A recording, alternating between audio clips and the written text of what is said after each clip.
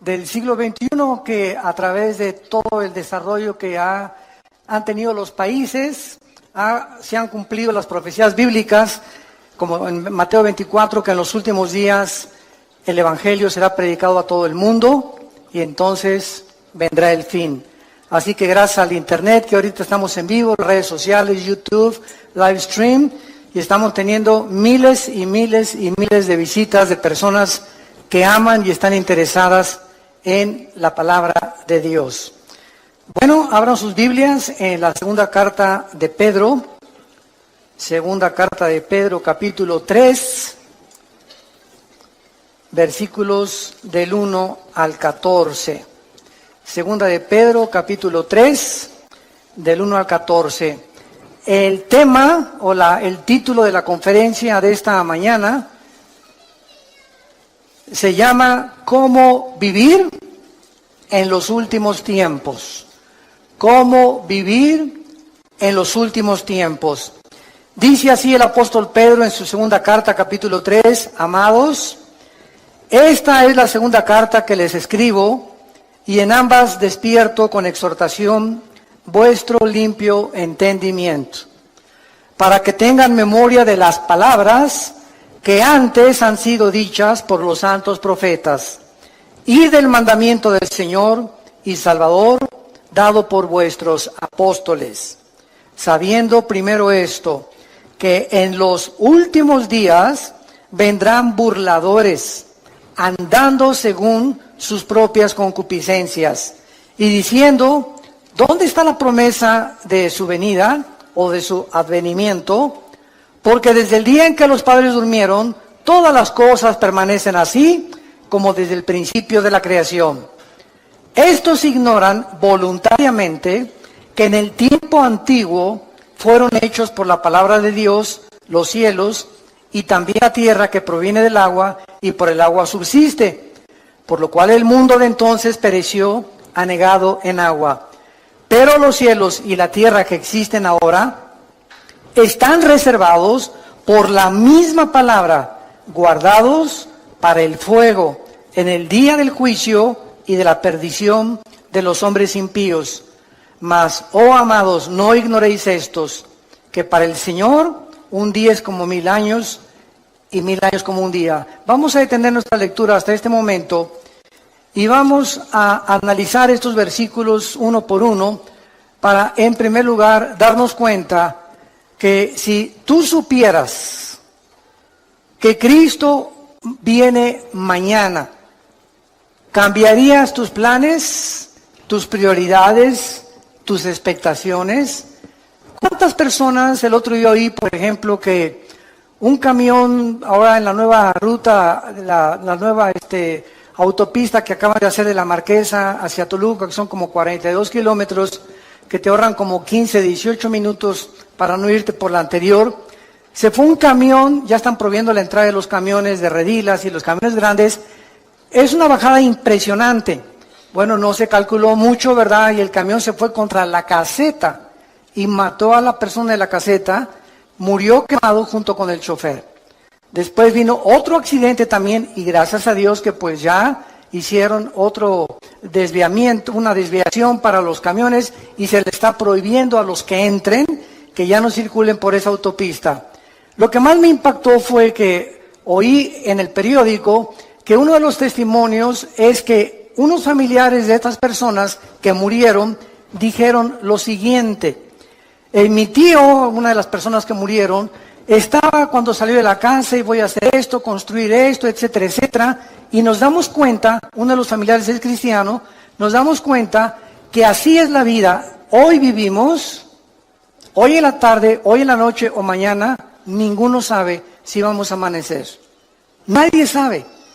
Todas las personas salimos al mundo y con proyectos y visiones y trabajo, etcétera, etcétera, cuando lo más importante es que todos estamos condenados, somos como una lista de reos condenados a muerte porque algún día tenemos que entregarle cuentas a Dios.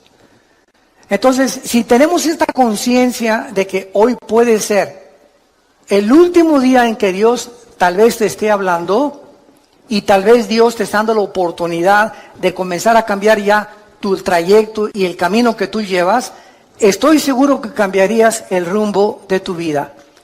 Si respondes que sí, entonces eso quiere decir que necesitas hacer algunos ajustes ya en tu vida, no creyendo que tienes todavía un mes de vida, ni una semana, ni todavía, no me faltan todavía 10, 15 años, no me importa que tengas 20, 25 años de edad, 30, 35 años, la muerte toca las puertas a los niños recién nacidos, como al que llega a los 113 años del último señor judío que acaba de morir de 113 años.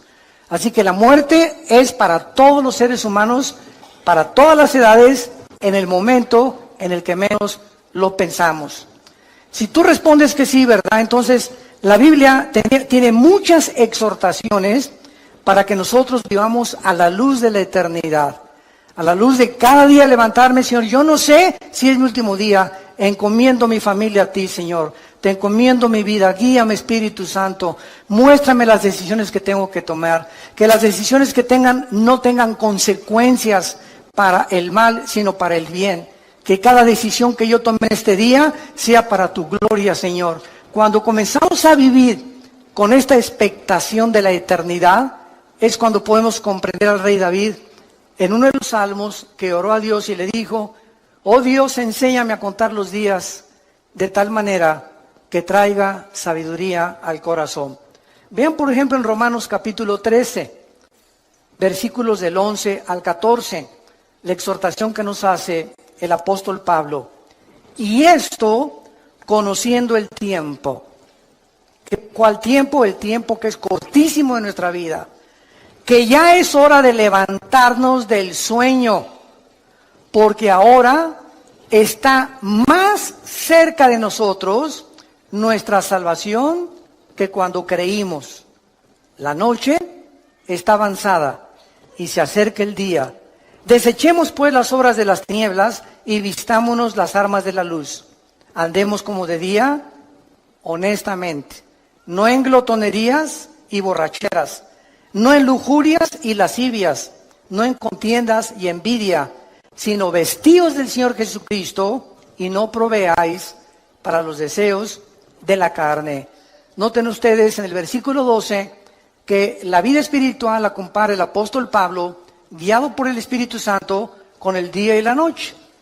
Cuando llegan las 9, 10 de la noche, en el caso particular mío, yo a las 10:30 ya estoy roncando, ¿verdad? Tal vez 10:15, 10:30. Ya sé que es mi hora. Tengo esa disciplina de siempre tratar de dormirme esa hora.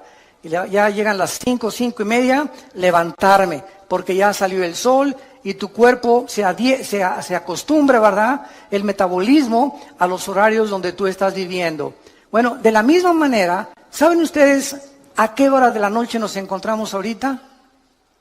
Nos encontramos en el punto más oscuro de la humanidad, donde un loco que se llama Kim Jong en Corea del Norte está amenazando bombardear la isla de Guam, donde hay 163,000 personas, más de 12,000 soldados norteamericanos estacionados.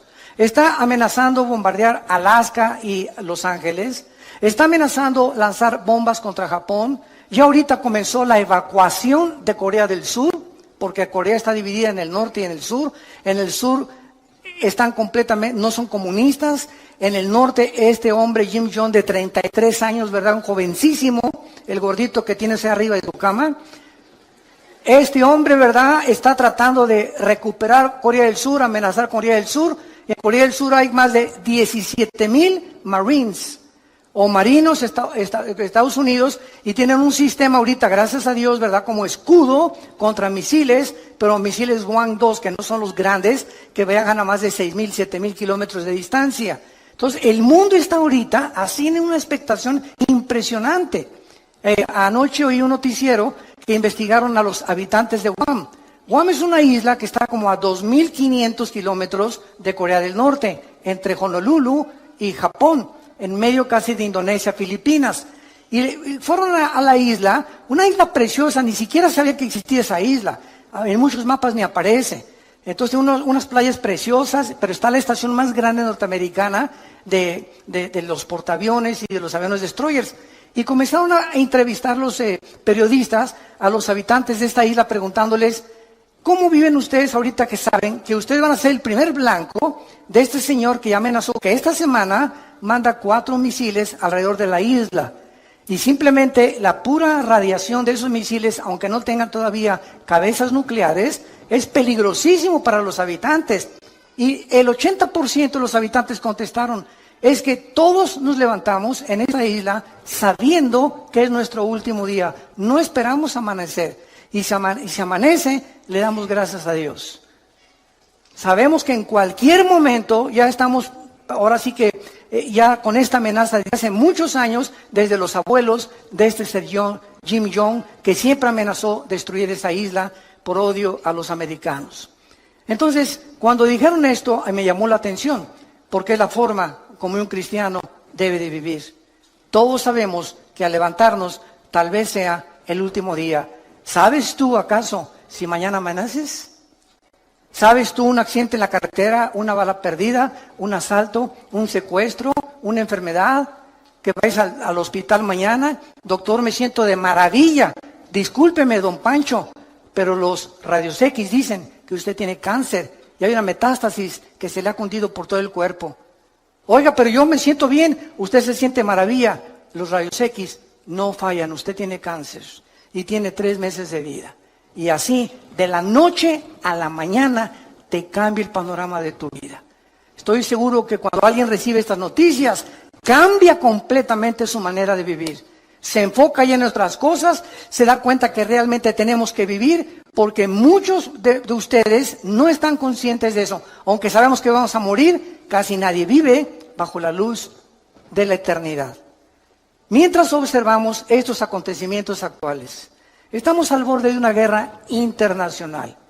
Nos han bombardeado con correos, oiga, es la Tercera Guerra Mundial, ¿qué pasa si Corea del Norte cumple sus amenazas? Trump va a contestar estas amenazas. Si contesta esas amenazas, ¿cuáles son las consecuencias que habría de muertos en Corea del Norte? Porque inmediatamente Corea del Norte bombardearía Corea del Sur. Por lo menos en Corea del Sur, el primer día habría 100,000 muertos. El primer día que este hombre con su artillería, no con misiles, con la pura artillería contestara si Estados Unidos atacara, morirían más de 100,000 personas. Ahora, hace 3 días, el presidente de China, Xi, le mandó un recado a Trump y le dijo lo siguiente: nosotros no te apoyamos si tú inicias el ataque a Corea del Norte.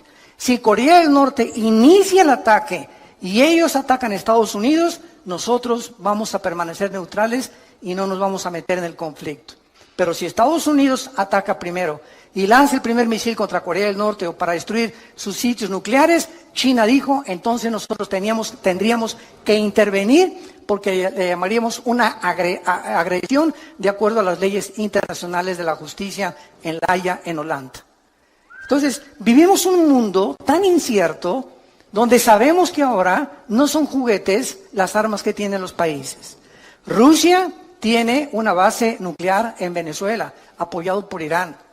Rusia tiene bases navales en Siria y está defendiendo Siria junto con Irán y con Turquía para que Estados Unidos no entre al Medio Oriente otra vez. El Medio Oriente está siendo convertido en el Islam por el califato, donde esperan al Mahdi, al Mesías, que nosotros le llamamos Jesucristo. Y el Medio Oriente está como una olla hirviendo, sabiendo en la Biblia que ahí, en esta zona geográfica del Medio Oriente, estallará la Tercera Guerra Mundial, que en Apocalipsis 16, del 12 en adelante, se llama el Armagedón. Entonces, santos de Dios, si estalla ahorita una guerra con Corea o con lo que sea, no es la Tercera Guerra Mundial. Faltan 3 guerras. Una antes de que venga Cristo en el arrebatamiento, y va a haber 2 guerras o 3 a lo más durante el período de la tribulación. Simplemente en el 4º sello, Apocalipsis 6 del 5 en adelante, 1/4 parte de la humanidad va a morir. En la 5ª trompeta, 1/3 parte de la humanidad va a morir. Y cuando venga la guerra del Armagedón, si no viene Cristo y desciende con nosotros en la tierra, nos auto extinguiríamos. La raza humana se autodestruiría del odio tan grande que existe en el mundo. Ahorita, en los últimos, escuchen esto, 100 años, en una ciudad llamada Charlottesville, en Nueva Jersey, antier, se levantaron después de 100 años un grupo de nacionalistas blancos, que son los que forman el famoso Ku Klux Klan, con los neonazis y con símbolos de la suástica nazi. En esta ciudad se levantaron para levantarse en armas y clamar que se necesita una reforma de los blancos, que los blancos deben de volver a gobernar Estados Unidos. Es el racismo en su último grado.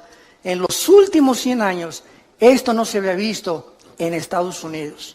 Había habido pequeños brotes, ¿verdad? Siempre blancos contra negros, contra mexicanos, pero ya este movimiento que se levantó ahí en Nueva Jersey, en Charlottesville, hace 3 o 4 días, es algo, ¿verdad?, terrible, que nos habla la condición y la temperatura en que se encuentra el mundo donde tú y yo estamos viviendo.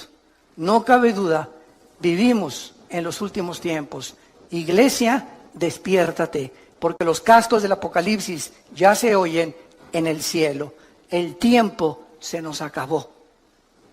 Muy bien, vamos pues a ver de qué manera nuestra esperanza en el regreso de Cristo debe afectar nuestra manera de vivir. Regresemos a nuestro pasaje de 2 de Pedro, capítulo 3, y vayamos estudiando cada versículo. En primer lugar, aquí encontramos 3 líneas de pensamiento en el pasaje que acabamos de leer, 3 líneas de pensamiento a la luz de la realidad. Número 1, se nos exhorta en primer lugar cómo vivir en los últimos tiempos, vivir a la luz de las promesas de Dios. Esta es la primera cosa que se nos aconseja, particularmente relacionadas las promesas con el futuro. Veamos lo que dice el versículo 1. Amados, esta es la segunda carta que les escribo, y en ambas despierto con exhortación, despierto vuestro limpio entendimiento, para que recuerden, para que tengan memoria de las palabras que antes han sido hechas por los santos profetas. O sea, tenemos que recordar, en primer lugar, viviendo en esta última generación, recordar las promesas que en el Antiguo Testamento se hicieron respecto al futuro que tú y yo actualmente estamos viviendo. Esto se refiere a todos los eventos futuros que se profetizaron en el Antiguo Testamento, como viene la gran tribulación, la segunda venida, la apostasía de la iglesia que ya estamos viviendo. Nunca la iglesia cristiana había sido bombardeada con tantas herejías, con tantas barbaridades que se están predicando y que se están enseñando en los últimos 30, 40 años. Es impresionante la cantidad de miles, ustedes no lo saben, miles de cristianos en Sudamérica y en Europa que dicen no encontramos una iglesia con sana doctrina. Y están reuniéndose en sus casas, nos piden nuestros videos, nuestras enseñanzas a través de los CDs, etcétera, etcétera. Tenemos más de 3,725 reuniones en casas en Sudamérica que se están alimentando con el curso que tenemos de ITI, el Instituto Teológico Internacional que dirige mi hermano Alejandro, y se están alimentando de eso 1 hora diaria y están juntándose en su casa porque no encuentran una iglesia de sana doctrina. Es impresionante. En una que les piden bolsas para vomitar, en otras que la cachetada del Espíritu Santo, el chicle del Espíritu Santo, la caída del Espíritu Santo, etcétera, etcétera, que si no hablas en lengua no tienes al Espíritu Santo. Bueno, es increíble a lo que la iglesia ha llegado. Y millones de cristianos, por no tener una vocación para estudiar la Biblia sistemáticamente por libros, etcétera, etcétera, caen en la trampa y se comen y son engañados con todo lo que oyen. Nunca corroboran si lo que les enseñan es lo que enseña la palabra de Dios. tengan memoria que esto va a venir, no nos asustemos, como me dicen muchos pastores. Acabo de estar en Guatemala el último fin de semana, se celebró el 67 aniversario de Radio Cultural en Guatemala, en la ciudad, que es la estación de radio más prestigiosa en los últimos 100 años. Y esta radiodifusora celebró el 67 aniversario, me invitaron a compartir la palabra, y el sábado se unieron casi más de 1,700 pastores de diferentes naciones de la ciudad de Guatemala, etcétera, etcétera. Y el domingo nos reunimos en el Parque Industrial y asistieron 18,000 personas. Entonces vemos nosotros que es una efervescencia de hambre de la palabra de Dios. Y cantidad de pastores me decían en Guatemala, hermano, es que necesitamos la sana doctrina, necesitamos regresar a las enseñanzas de la Biblia, a las enseñanzas que Cristo nos enseñó. Y yo el consejo que les daba es el siguiente: no se desilusionen, no se asusten. ¿Saben por qué? Porque Cristo nos los dijo. Cuando estas cosas sucedan, recuerden que yo se las dije antes. Entonces, esto tiene que suceder. No nos desilusionemos, al contrario, tiene que suceder, y si sucede es porque la Biblia es la palabra de Dios. Al contrario, esforcémonos, seamos valientes, echemos mano de la vida eterna, no perdamos la esperanza a la cual todos hemos sido llamados, estemos firmes y constantes en la fe, sabiendo que nuestro trabajo no es en vano. Entonces, no es tiempo de ser cobardes, no es tiempo de ya me voy, tú una bola de hipócritas, esto no es cierto. Estos son los perdedores, los que quieren ponerse hasta atrás del ejército y no quieren ocupar las primeras líneas de comandantes y generales del ejército de Dios. Es muy fácil irte hasta atrás y decir, ya no peleo, ya me quedo en la casa, esto no es cierto, qué fácil es eso. Y dice en Apocalipsis 21:8, los cobardes encabezan la lista de los que van al lago de fuego. Los cobardes, no los adúlteros, no los homosexuales, no las lesbianas, no los secuestradores. Los cobardes son los primeros que dice Cristo que va a juzgar.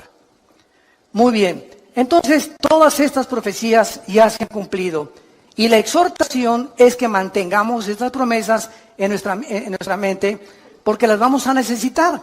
Dice el versículo 3, sabiendo primero esto. O sea, ¿por qué necesitamos recordar tres promesas?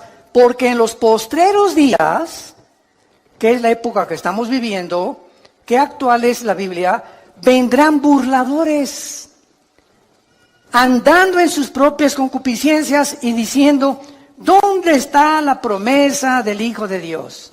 Siempre ha habido guerras, siempre ha habido terremotos, siempre ha habido maldad, siempre ha habido pecado, bla, bla, bla, bla, bla, bla, bla, bla. Y así tenemos ahorita un mundo impresionante. Tú te metes, por ejemplo, a una conferencia bíblica, profética, y ve los comentarios. Hay buenos y hay negativos. Son puras mentiras. Es pura hipocresía. Y siempre hay estas cosas. Todas estas personas que mandan estos comentarios se les llama burladores. Y ahora es muy importante esto, porque esto nos explica por qué necesitamos aferrarnos a estas promesas. Un burlador, escuchen esto, no es lo mismo de una persona que tiene dudas. Porque los que dudan honestamente están abiertos a las evidencias. Pero el burlador es la persona que ni siquiera quiere oír las evidencias ni hacer caso de las evidencias o las pruebas que la Biblia ofrece para demostrarte que estás equivocado. El burlador se dedica a burlarse, a criticar, a despreciar y a atacar las cosas de Dios. En el Salmo 10, en el Antiguo Testamento, David escribió lo siguiente, versículos del 3 al 5. Salmo 10, del 3 al 5. Porque el malo se jacta del deseo de su alma, bendice al codicioso y desprecia a Jehová. El malo, por la altivez de su rostro, no busca a Dios. No hay Dios en ninguno de sus pensamientos. Sus caminos son torcidos en todo tiempo. Tus juicios los tiene muy lejos de vista. A todos sus adversarios desprecia. Y en el capítulo 14, versículo 1, dice David, dice el necio en su corazón, no hay Dios. Lo más lejos que el hombre pueda llegar es reconocer que Dios tenía razón. Y a partir de ese punto ya no llegas más lejos sin Jesús en tu vida. Entonces, es importante, ¿verdad?, darnos cuenta que por qué actúan estos burladores de esta manera. Regresamos a nuestro pasaje de 2 de Pedro. Y dice el versículo 3, ¿por qué estos burladores que abundan en la televisión, en las telenovelas, en los programas y en las entrevistas del radio, en el cine, en las películas? ¿Saben ustedes, santos de Dios, por qué esta gente actúa de esa manera? Burlándose, despreciándose, riéndose, haciendo mofa de las cosas espirituales. Nos lo dice el versículo 3, porque andan según sus propias concupiscencias. En otras palabras, son personas que no quieren que Dios se meta a sus vidas.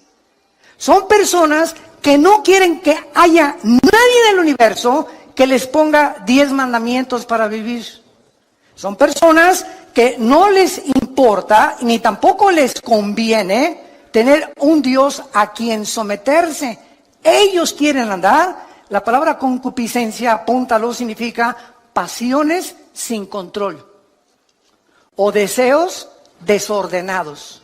No tengo ningún freno moral, me acuesto con el que sea, puede ser hombre, puede ser mujer, mujer con mujer, hombre con hombre, o puedo tener amante, puedo tener esposa, o me puedo acostar con mi novio o con mi novia. Son personas que no tienen frenos, están como caballos desbocados en la vida. Hacen lo que, como caballos bien alimentados, relinchan tras las mujeres que no son su esposa. ¿Y saben ustedes por qué? Lo dice aquí en 2 de Pedro, capítulo 2, versículos del 10, que describe este tipo de personas.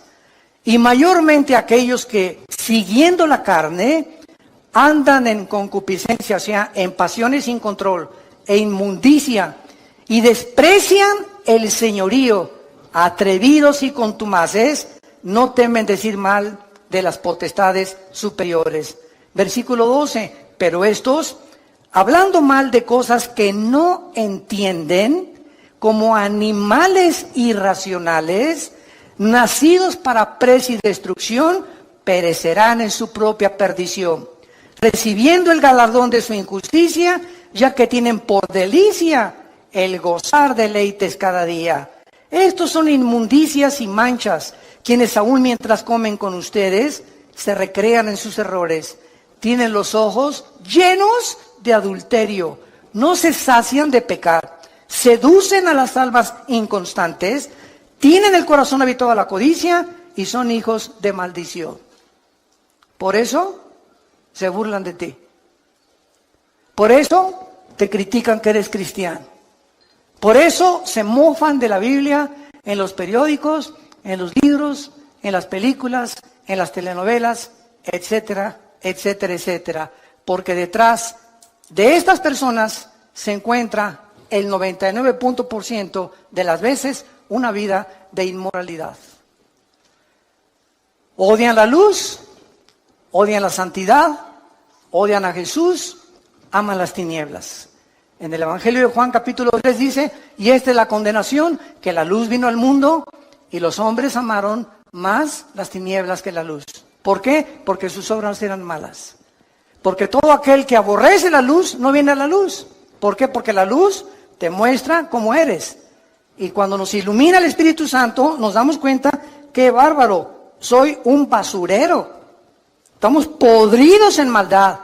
Y cuando reconocemos esa maldad y esa podredumbre con la cual nacimos, el pecado original, es cuando, Dios mío, ten misericordia de mí. Y hay una cruz en la gracia de Dios, a la cual nos podemos acercar y ser lavados con la sangre del Hijo de Dios. Muy bien, estos burladores también toman posiciones pseudocientíficas.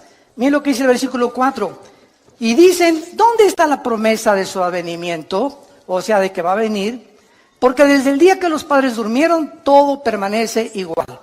Esta explicación, ¿verdad?, no cuadra con lo que la Biblia dice. Si estas personas realmente necesitan evidencias de la actividad de Dios en la historia, Es bien fácil. La misma historia, señores historiadores que nos visitan, sociólogos que nos visitan, científicos y catedráticos y doctorados y licenciados que nos escuchan, la Biblia nos muestra que la historia misma demuestra la existencia de Dios. ¿De qué forma? Ven a la Biblia y encontrarás que Dios puso simplemente un botón de muestra, el libro de Daniel. En el libro de Daniel, Dios le recuerda hace 2600 años al profeta Daniel el orden exacto en el que iban a transcurrir todos los imperios gentiles hasta la segunda venida de Cristo, en la famosa estatua del sueño que tuvo el rey Nabucodonosor. Y Dios le dice a Daniel, la cabeza de oro es Babilonia, tal como Daniel lo comprobó porque él vivió bajo el imperio del rey Nabucodonosor. Y le dice Dios, después de Babilonia vendrá otro imperio que, de acuerdo a la historia, ¿quién fue? Los medos y los persas, que hicieron una alianza. Y le dice Dios, y el pecho, el vientre de bronce, vendrá otro imperio. De acuerdo a la historia, ¿quién fue? Grecia, con Alejandro el Magno, con sus conquistas relámpago, que a los 33 años se murió en lo que es ahorita Irak, que en la Biblia se le llama Babilonia. Y después le dice Dios, vendrá otro imperio, que fue el imperio romano. Y qué interesante. Ahí se detiene la profecía y dice la Biblia que del imperio romano hasta la segunda venida de Cristo no habría otro imperio hasta que el anticristo unificara 5 naciones del Oriente y 5 de Europa para formar la confederación política de los últimos tiempos. ¡Qué increíble! ¿Quieres más evidencias de veras? La misma historia nos muestra que solo Dios pudo poner en orden la cronología de los imperios y los gobiernos de toda la historia. Solo Dios lo pudo hacer.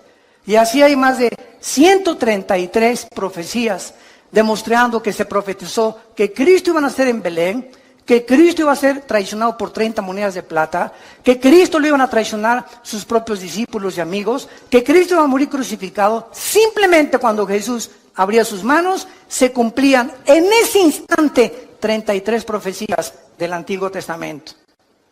Amados, tengan memoria de las promesas del Antiguo Testamento, porque van a enfrentar en los últimos días muchos burladores. Mucha gente ignorante, hablan lo que no conocen. Como un tonto, ¿verdad? Que tuve un debate con él en la televisión hace no mucho tiempo, me comenzó a insultar y llegó el momento en que me dijo, mire, es más, me dice, yo no creo que ni siquiera Cristo haya existido. Y esta persona tenía 2 títulos universitarios. Se atrevió a decirme, es más, yo creo que ni Cristo resucitó, que Cristo, no existió. Simplemente me volteé, ¿saben lo que le dije? ¿Me puede decir qué fecha es ahora?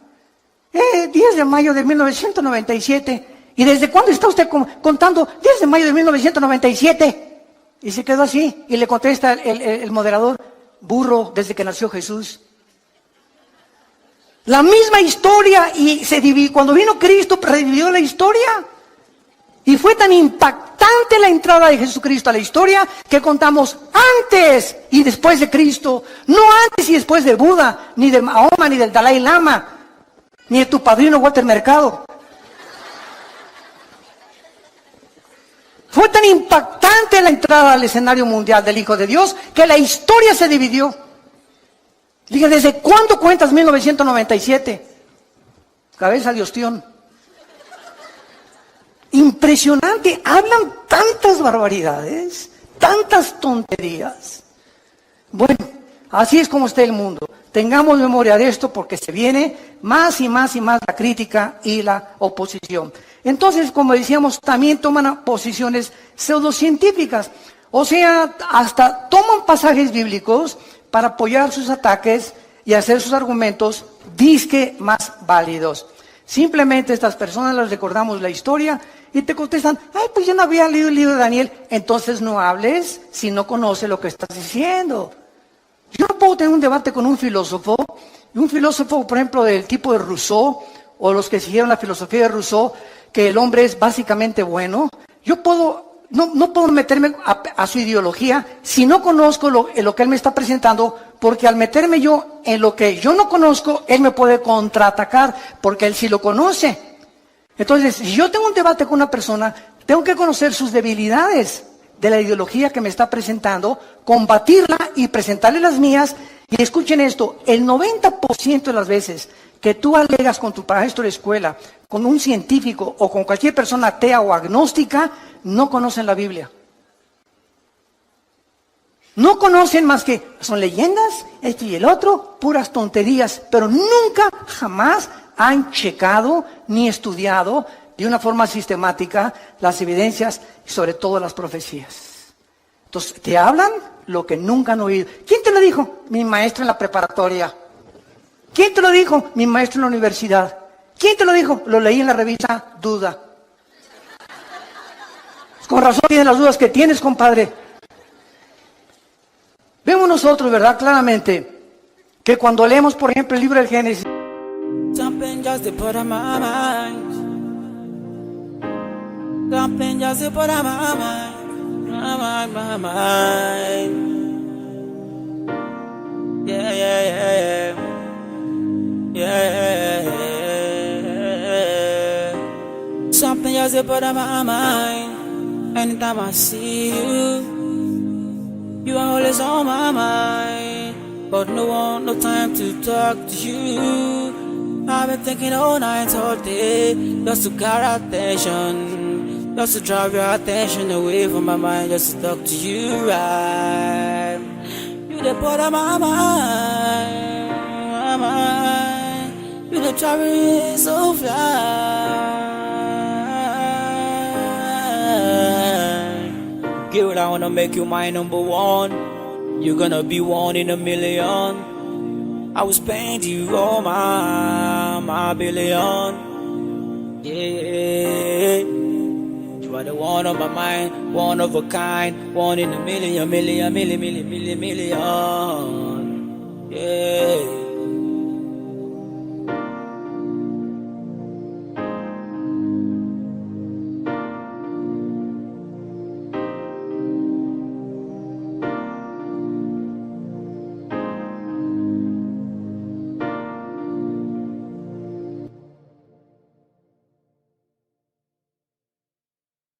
miren, ya sin ir tan lejos, por el amor de Dios, Virgen del Socorro.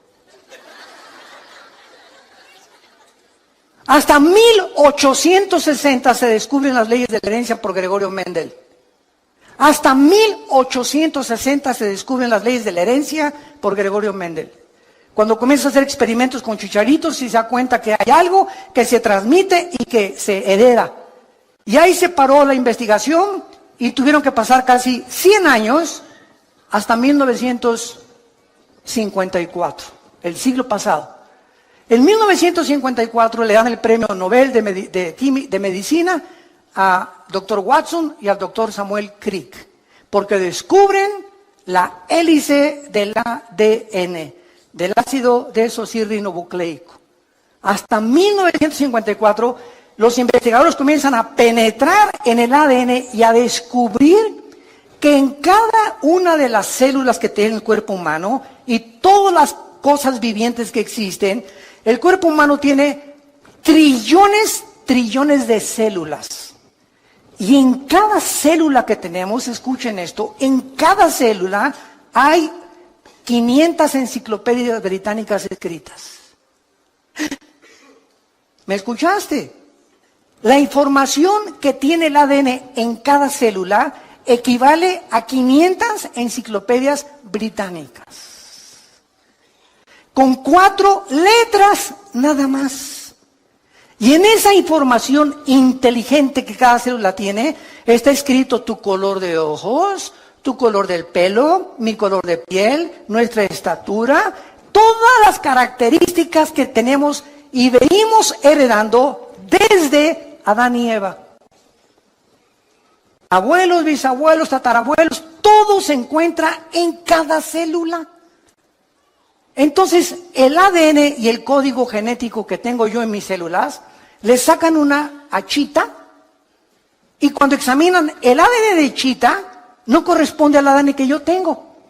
¿Qué significa esto? Que cuando se mezcla un perro con un gato, un burro con un caballo, un león con una cebra, el ADN impide a través de los aminoácidos de la biología que haya una mezcla de especie contra especie, porque entonces se rompe el patrón que Dios estableció desde el Génesis, como lo vamos a ver, capítulo 1, versículos 12 y 13, que todo tiene que ser de acuerdo a su género y a la forma en la que tienen ellos su desarrollo, como las frutas, los animales y nosotros los seres humanos. Cuando se cruzan dos especies, nacen híbridos. Cruza un caballo con una burra y ¿qué nace? Una mula. Y cuando la mula la quieres volver a cruzar, no puedes porque es híbrida. Se rompió las leyes escritas casi 4,000 años antes que Gregorio Mendel, papá.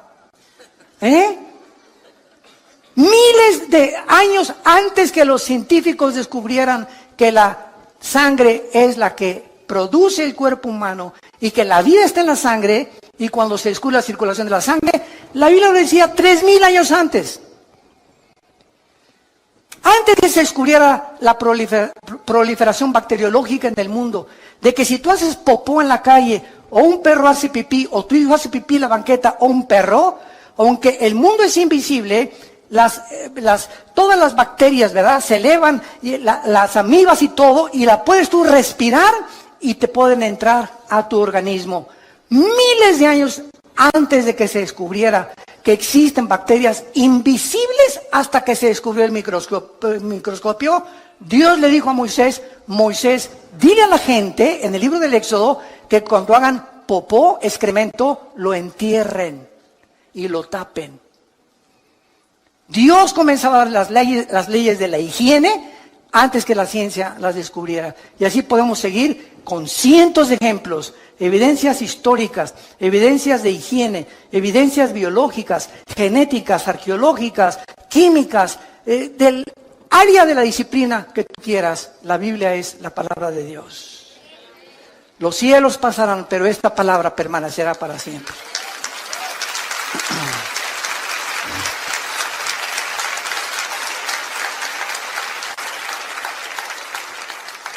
Ahora, vemos también, ¿verdad?, que es importante el tiempo de Dios. Porque esta es la pregunta que también dicen, no todas las cosas han sido igual. Siempre ha habido guerras, etcétera, etcétera. Es verdad. Siempre ha habido guerras. Es más, el Instituto para la Investigación de la Paz en Suecia y Estocolmo, ¿sabe lo que dictaminó hace algunos años? El Instituto para la Investigación de la Paz en Suecia y Estocolmo, que de los aproximadamente 6,000 años de historia que el ser humano tiene, solamente han habido 25 años de paz. En 6,000 años, el ser humano solo ha tenido 25 años sin guerras. ¿Qué significa esto? Que la historia del ser humano es guerra tras guerra, generación tras generación, por nuestras pasiones, la codicia, quiero tu terreno, quiero conquistar esa área geográfica, quiero tener esta colonia aquí, los franceses, los ingleses, los austriacos, los judíos, los árabes, etcétera, etcétera, todo el mundo.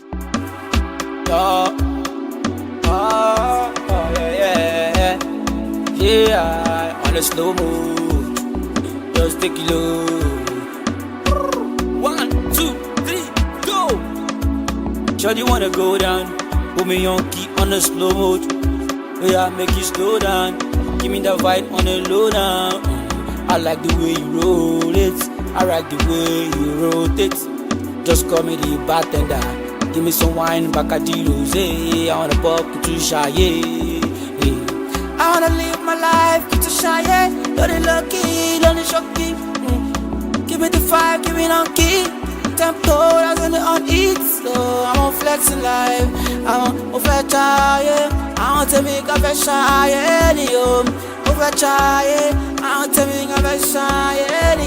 Tonight, no time for darling. Put me in the club, no time for stopping. Everybody flex, no time for it. No be say we no bad, no be say we no tight. But we better than them, we are better than the baddest. See them now in the crazy.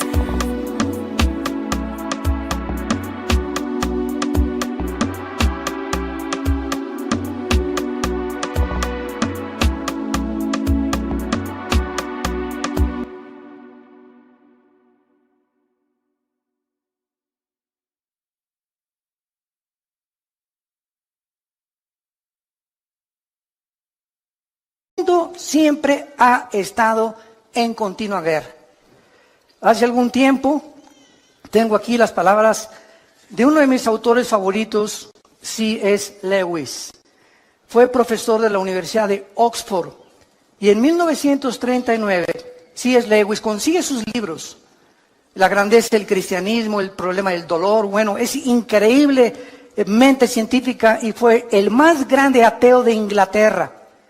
Y siendo el más grande ateo de Inglaterra, se convierte C.S. Lewis y comienza a escribir, no sabes, la literatura más profunda que existe científica cristiana. Y en 1939, C.S. Lewis, cuando la Segunda Guerra iba a comenzar, escribió esto. Y dijo así: la guerra no crea ninguna situación absolutamente nueva.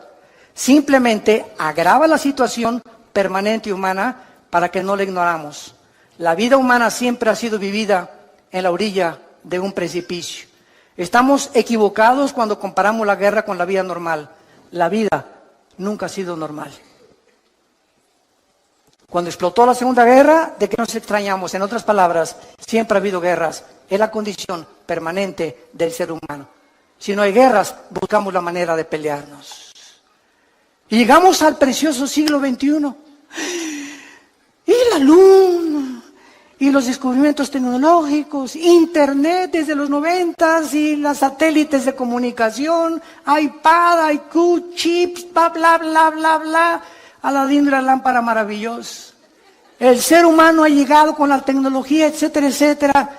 Y ayer acabo de leer las últimas palabras del fundador de Apple, Steve Jobs, que muere de cáncer antes de los 50 años. A los 40 años llegaron con Steve Jobs y le dijeron, el fundador de Apple, de las compañías más prestigiosas que cualquiera pudiera decir: yo quisiera poder llegar a los descubrimientos de una multimillonaria fábrica y productora de los artículos que conocemos actualmente en el mercado. Y cuando tenía 40 años, Steve Jobs le pronosticaron cáncer y le dijeron, cúrate por medios científicos, y dijo que no. Él quería que lo curaran los hindúes con magia. Y entró en el área del ocultismo. Y antes de morir, él dijo, ¿verdad? Lo que he descubierto antes de morir es que no he disfrutado nada. Lo más precioso de la vida es tu familia. Disfruta tu familia. Es el tesoro más grande que podamos nosotros tener. Nunca mencionó a Dios. Murió como un palillo el pobre hombre en un hospital sin haber jamás podido disfrutar su dinero, y los últimos 7 años murió con una neurosis excesiva donde explotaba y se enojaba y corría a todos sus empleados porque la mosca voló. ¡Qué vidas tan trágicas! De personas que alcanzaron el éxito, pero se dieron cuenta que sin Dios nos echa a perder la vida. Por la maldad con la cual nacimos y porque enfocamos nuestros talentos y nuestros dones en cosas que no tienen permanencia eterna. Entonces, el tiempo es importante, como cuando comenzamos esta conferencia. Tú no sabes si mañana vas a morir. Tú no sabes si esta tarde te ha hablado Dios por última vez en tu vida. No lo sabes ni lo sé yo. Y ante la luz y la expectación de estas cosas, analicemos nuestra vida si estamos en la fe. Examinémonos realmente si realmente tenemos a Cristo como nuestro Salvador, si estamos caminando con Él. Hace algún tiempo, les conté una vez, estaba ya a la salida de un desayuno en México y me alcanza en el elevador un señor y me dice, oiga, usted es el que acaba de exponer la conferencia, a sus órdenes. Le dije, me dice, usted debe saber muchas cosas, ¿verdad? Usted es teólogo. Le dije, sí, efectivamente, tengo 2 doctorados y una licenciatura en teología. Me dice, bueno, pues con esos títulos que usted tiene, me puede responder esta pregunta.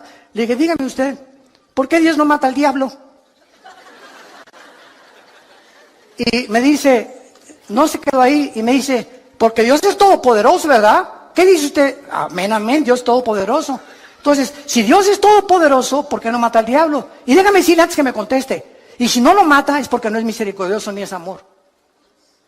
Fíjense usted la pregunta que me hizo, ¿no? Entonces yo le contesté, le dije, dele gracias a Dios, porque si Dios acabara con el mal ahorita, comenzaría con usted.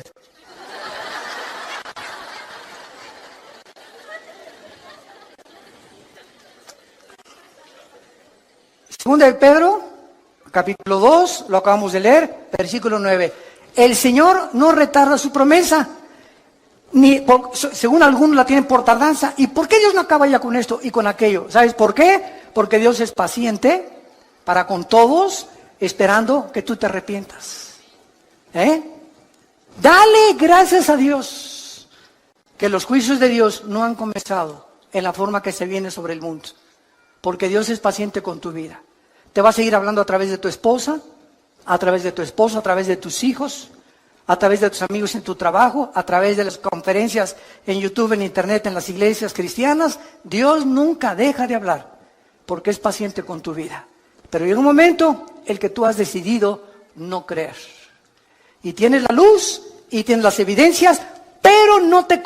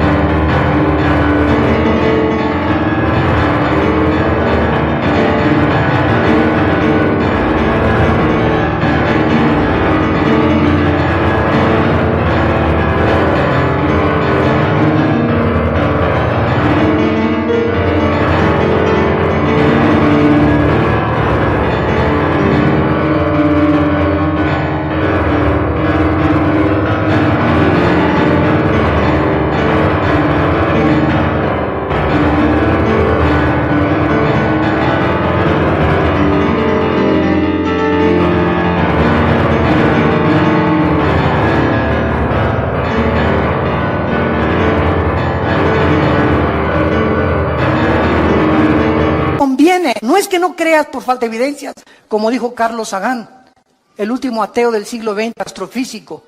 Es que si tuviera más evidencias para creer en Dios, hubiera creído en Dios. Pero detrás de la vida de este hombre, ¿verdad?, no había las características que él deseaba, porque no le convenía entregarse a Dios. Y esa es la tragedia humana, que la luz vino al mundo y los hombres amaron más las tinieblas que la luz. Ahora, en cuestión del tiempo, ¿verdad? Dios no percibe el tiempo como todos nosotros. ¿Por qué no acaba ya Dios con todo? Porque el tiempo de Dios no es como tú lo piensas. Les voy a hacer una historia interesante relacionada con esto, que tiene algo de humor. Un hombre llegó al cielo y le preguntó a Pedro: Pedro, en el cielo, ¿cuánto es un minuto? Y le contestó Pedro: un minuto es 1.000.000 de minutos aquí arriba. Ah, esto es interesante, le dice el hombre. Y le volvió a preguntar: oye Pedro, ¿y un peso? ¿Cuánto es en el cielo? Y dijo: no, en el cielo un peso es más de $1.000.000. Y entonces este hombre se quedó pensando y le dijo: oye, ¿me puedes prestar un peso? Y le contestó Pedro: sí, claro que sí, dame un minuto. Qué burro, ¿verdad? Así es. Dios está fuera de nuestras 4 dimensiones. Y para Él un día es como 1000 años, dice el Salmo 90. Entonces, Él no está de acuerdo, ¿verdad?, en el tiempo como nosotros, como transcurre aquí. Aquí el planeta gira sobre su eje en 24 horas, se traslada alrededor del Sol en 365 días, que hace un año, pero Dios está fuera de nuestra galaxia. Él está fuera de las 4 dimensiones. Tú y yo vivimos en 4 dimensiones. Dios es un ser extradimensional. Entonces, Él enfoca y todas las cosas las ve completamente diferente a nosotros. Y cuando estemos en el cielo, después de que veamos lo que nos espera y las bendiciones que vamos a tener, y qué Disneylandia, ni qué Reino Ventura, ni qué Riviera Maya, ni Honolulu, ni qué nada. Cuando estemos ahí en el cielo, vamos a ver nuestro pasado y todo lo que sufrimos, 50 años, 60 años. Mira, en tus 60 años que has sufrido, desde que tú naciste no fueron puro sufrimiento. Cálmate, ya le ganaste a Job. Entonces la vida no es todo sufrimiento, tenemos épocas, ¿verdad?, de sufrimiento y de tristeza y valles y montañas, porque así es la vida humana. Pero cuando estemos en el cielo y veamos esas épocas y meses o años que sufrimos, no se van a comparar y van a parecer como solamente una mala noche en un hotel de quinta categoría que pasamos, comparado con nos espera en la eternidad. Y diremos ahí: valió la pena vivir para Cristo. Y ahí voltaremos hacia atrás y diríamos, ¿de eso nos estábamos quejando? ¿Teníamos tanta prisa cuando la eternidad nos está esperando con las bendiciones infinitas que Dios tiene para todos aquellos que le han entregado su corazón? Es por eso que nosotros debemos vivir a la luz de la eternidad. Dice el versículo 9, el Señor no retarda su promesa, sino que es paciente. Muchos la tienen por tardanza. Ay, ¿cuándo viene Jesús? Ay, que se acabe ya todas estas cosas. Desde tu perspectiva del tiempo y desde mi perspectiva del tiempo, elevemos nuestro corazón y nuestra alma a Dios. Pidámosle que nos dé sabiduría para vivir la corta vida que tenemos y empleemos todo lo que nos falta por vivir para la gloria de su Hijo Jesucristo. Señor, te damos gracias, porque desde el principio nos llamaste y nos escogiste para la salvación,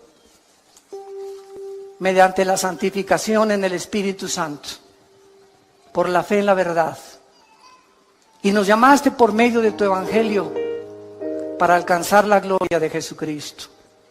Bendito sea el Hijo de Dios, que lo resucitó a los 3 días de los muertos y nos hizo renacer a nosotros para una esperanza viva por medio de Él, para una herencia incorruptible, inaccesible en los cielos, que somos guardados por el poder de Dios mediante la fe, esperando la bienaventurada esperanza y la gloriosa venida de nuestro Señor en las nubes, que nos arrebatará y nos sacará de este mundo en cualquier momento para estar siempre con Él. Oh Dios, una vida muy corta, tal vez demasiado corta, nos has dado. Vivámosla pues a la luz de la eternidad, echando mano de la vida eterna, peleando la buena batalla de la fe, exhortándonos a ser valientes y vivir para Jesús. Corramos la carrera, despojándonos de todo peso y de pecado que nos asedia, esperando la bienaventurada venida de Jesucristo, y corramos esta carrera con paciencia, sabiendo que es fiel el que nos llamó. Muchas personas en este momento no tienen a Cristo. Yo los invito a que vengan a la cruz. Tú no sabes si hoy es la última vez que Dios te ha hablado. Cuando oigas su voz, no te endurezcas. Ya no te sigas burlando ni despreciando.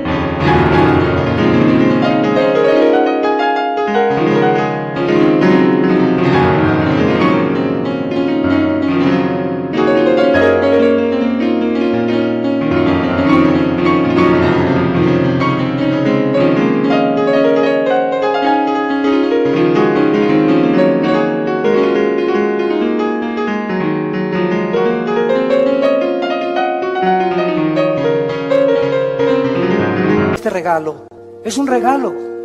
A Él le costó la vida, a ti solamente es reconocer que necesitas a Jesús en tu corazón.